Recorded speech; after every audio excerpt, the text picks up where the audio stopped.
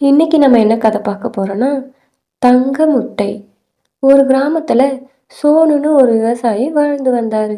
அவரோட வீட்டுல ஒரு சின்ன கோழி பண்ணை ஒன்று வச்சிருந்தாரு.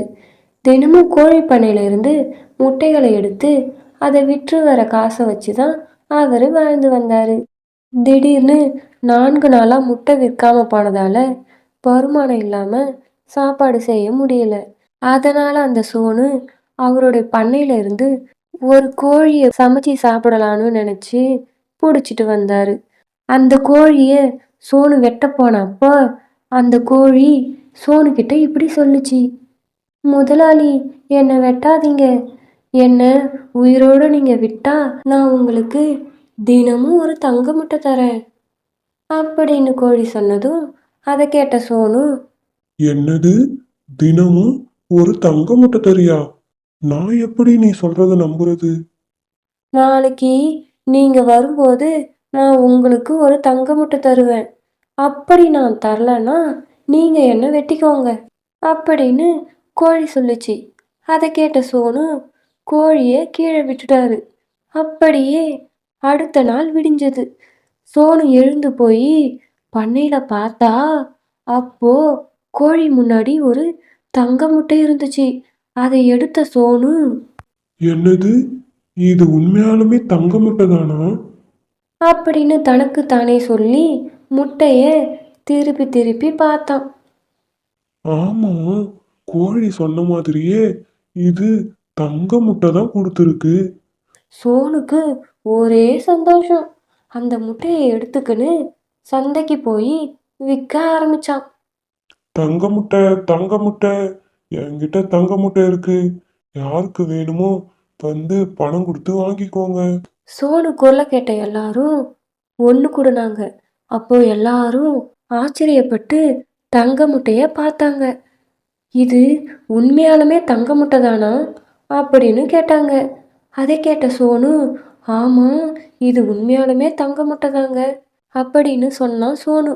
சோனு அப்படி சொன்னதை கேட்ட எல்லாரும், எனக்கு தான் வேணும், இல்லை எனக்கு தான் வேணும் அப்படின்னு சண்டை போட ஆரம்பிச்சாங்க. அப்போ அதை பார்த்த சோனு, ஐயா, நான் தினமும் ஒரு தங்க மூட்டை எடுத்துட்டு வருவேன். இப்ப ஒரு ஆள் வாங்கிக்கோங்க, சண்டை போடாதீங்க. சோனு அப்படி சொன்னதும் ஒருத்தர்கிட்ட அந்த தங்க முட்டையை கொடுத்துட்டு பணத்தை வாங்கிக்கிட்டு வீட்டுக்கு திரும்பி போனான் சோனு. அதே மாதிரியே தினமும் சோனு ஒரு தங்க முட்டையை சந்தைக்கு எடுத்துட்டு போயிட்டு விற்று அதே மாதிரியே நிறைய பணம் சம்பாரிச்சு அப்படியே பெரிய பணக்காரானோ சோனு. அப்போ ஒரு நாள் சோனு, என்னடா இது?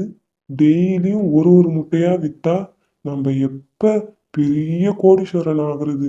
இன்னைக்கு அந்த கோழியை அறுத்து அது வயிற்றுக்குள்ள இருக்கிற மொத்த முட்டையும் எடுத்து வித்து சீக்கிரமாவே பெரிய கோடீஸ்வரனா ஆக வேண்டியதுதான். சோனு தனக்கு தானே இப்படி சொல்லிக்கிட்டு கோழி பண்ணைக்கு போய் கோழியை பிடிச்சி வெட்டி பார்த்தான் சோனு. என்னடா இது? ஒண்ணுமே இல்லை, வயிற்றுக்குள்ள முட்டையே இல்லை, எல்லாம் எங்க போச்சு? ஐயோ, சீக்கிரமா பணக்காரன் ஆகணும்னு ஆசைப்பட்டு இப்படி தப்பு பண்ணிட்டோமே கடவுளே.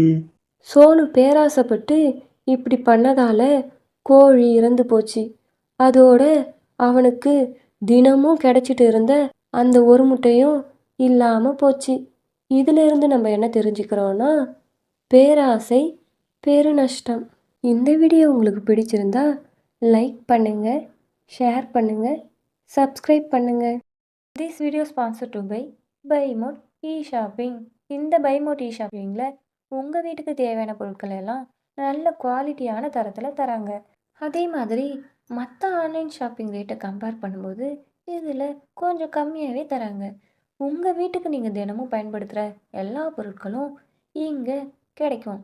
நீங்கள் எதனா ப்ராடக்டை பை பண்ணணும்னு நினச்சிங்கன்னா லிங்க் டிஸ்கிரிப்ஷனில் இருக்குது. செக் பண்ணி பார்த்துட்டு உங்களுக்கு பிடிச்சிருந்தா வாங்கிக்கோங்க.